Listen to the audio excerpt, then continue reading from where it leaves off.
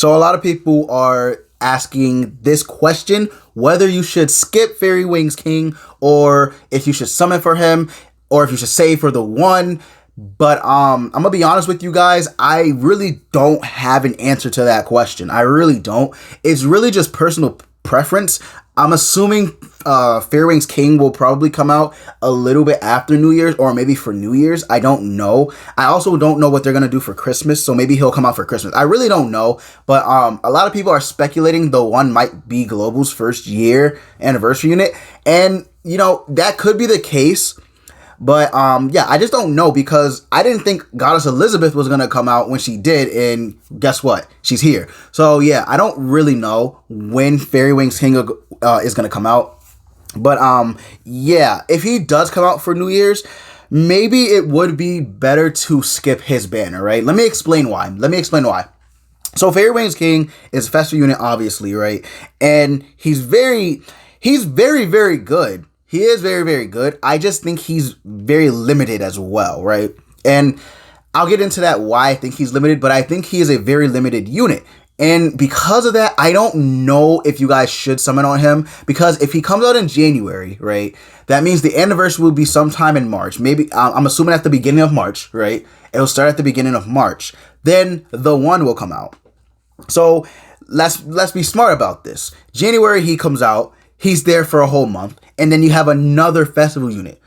I really think you guys should skip. I really think you guys should skip if that's the case. If that is the case, right? But honestly, I don't know if he is going to be our first year anniversary unit. If he is our first year anniversary unit, I honestly would say summon. But if he isn't, then it's a skip. It's a hard skip. But again, he is good. He's very, very good. You can see his rating right there is good. His subsets are amazing. So he's not bad by any means necessary, right? He's not bad, especially his skills. His skills are very good too, because he has this new effect that releases 80%, 100%, and 130% of damage overtime damage with his attack, right? It's a little confusing how it's worded, but basically if you inflict bleed on an opponent, right, then that means that they will, you'll do more damage because you release 80% of that bleed. So very good, very good. He also has this card which poisons the enemy. That's a damage overtime effect as well, right? Debuff. So he'll be more powerful if you combine that with his skill 1. So good stuff all around. His ultimate is insane. Obviously, you guys know Abyss is crazy because it affects the enemy on yours and their turn. So it's going to hit on your and their turn. So crazy, crazy stuff. And it's also an AoE, so it's going to do really, really good damage. At 6 out of 6, it's going to do 450%, and the multiplier goes up to 60%. So really, really good stuff there. I like it. I really like it a lot. And then you also receive 50% less damage for 2 turns. So really, really good ultimate. And then his passive is actually really crazy. I don't like the art. I think the art kind of looks a little but yeah, his passive is nullify the cleansing effect on recovery skills, so they won't be able to purify, right? So if you use Blue King against him, you can't like cleanse these debuffs. If you have 2 or more of the effects, right, of the following effects: poison, bleed, shock, corrosion. So you have to have 2 or more of those effects. You cannot have 1. You have to have 2. If you have 2, right? But then if there are 3 or more of the debuffs, right, further decreases the ultimate move gauge of the enemies by 1 orb at the start of your turn. So good stuff. Really, really good stuff. You only need 2 of these debuffs, and then they can't cleanse. They literally cannot cleanse it. I believe they can still remove it with Zeldris, though. I think they can still remove it. They literally just cannot cleanse the debuffs. That's all they can't do, which is powerful because a lot of debuffs in the games are good, but they always have Blue King by their side, and then they, cleanse it, like Kyo's Ignites. But if you combine him, right, because he has poison. This king has poison, which already is one of the debuffs here. And then you just bring another unit that does, like, I don't know, bleed, shock, or corrosion. We'll do Blue Demon Meliodas, for example, right? So you have him, Blue Demon Meliodas, and then you have Kyo. Kyo's Ignites can't be cleansed. Do you know how insanely broken that is? That's insane. Now, obviously, the unit with him, Hendrickson, has bleed and shock. Obviously, he's the best partner for him, which is why I say he's so limited. I think he's green. I believe it's green Hendrickson. Let's go check. But yeah, the Hendrickson that comes out with him literally is tailored for that unit. Literally is, yeah, he's green. Literally is tailored for the unit. So when you pair him up with King, it's insanity. It's literally insanity. So this one does shock. Right there. King uses poison. He uses shock. They can't cleanse. Then he also has bleed, which is like crazy because then they can't take off none of the debuffs. Then they're doing damage over time. Then they're doing King skill 1, which releases damage over time, right? So it's good stuff. Really, really good stuff. And then his passive increases damage of allies debuff attack skills by 50%. So right there, King's getting a 50% buff to his debuff skills. Really, really cool. Really, really cool. See, this artwork right here is great. I really like what they did with Hendrickson's artwork for his passive. That's legit. That's legit. That's crazy. But yeah. So he's basically tailored straight for King, like literally just for him. Him by himself is not really that great. I'm gonna be honest with you. It's just not, because his damage multipliers are low. You can cleanse debuffs without Fairy Wings King if you have him on another team.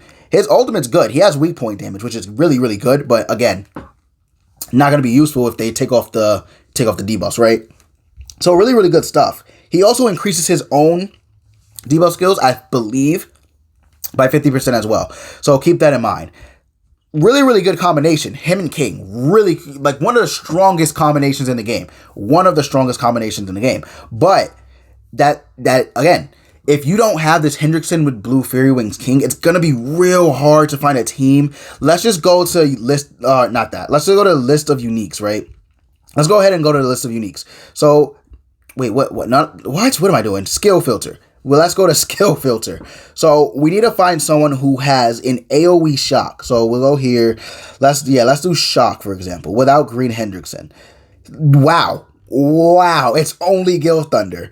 It's literally only Gil Thunder that has shock. There's no way. Like, there is Gil Thunder the only one with shock? I swear to, wow, he might, okay, Gil Thunder might be the only unit in the game besides Green Hendrickson with shock. Wow, okay, so that pretty much limits your choices there, because you're not gonna run the green and blue one, right? I believe the green, it's one of the SR versions of him, only has a single hitting shock. So, yeah, he has AoE shock. Okay. And then, okay. So you could run Blue Fairy Wings King, Gil Thunder, and then another unit on this, like another third unit, right? So, okay. I mean, Gil Thunder isn't a bad choice. Gil Thunder really isn't that bad of a choice. He has Taunt, right, which is good. He has Taunt, which is good. Maybe you could even run Estarossa with Blue Fairy Wings King and Red Gil Thunder, because then you could get the Taunt off, right? He'll be immune to debuffs himself. He'll also be taking less damage. With his passive, it increases resistance. So really, really good. He's not a bad option, in all honesty, for Fairy Wings King. Really not a... Okay, now that I think about it, he's not a bad option for that team. It's just, he's also very, like, he's aged, man. He has really aged poorly. So, I guess it remains to be seen. Let's see. We'll do poison. I know a lot of units have poison, but I don't know if it's AoE. Okay, so you have... Okay, Green Hellbrum, you're not going to use. You're definitely not going to use any of the SR and Rs. You're not going to use Blue Hendrickson because he's a really rare reward for top 100, I think, in PvP. You could use Mono, but she's single hitting target, so I don't know how that's going to work out for you. Yeah, okay. And he's rare. He's an exclusive, and he's not good. So, oh man, and it's only single hitting target too. Okay, so poison's out of the picture. You guys get the picture, man. You're just not gonna have a really, really good time if you don't have Hendrickson with this Blue Fairy Wings King. Again, Blue Fairy Wings King does do poison, but he's pretty much the only like good AoE poison unit. Besides Green Fat King, he's not that good, but you can't run him anyway alongside him. And then was it Corrosion? Obviously, you guys know Corrosion is Blue Demon Meliodas. And it was Bleed. So Bleed was the other one. It will go to Bleed. And then, okay, there's a few units, I guess.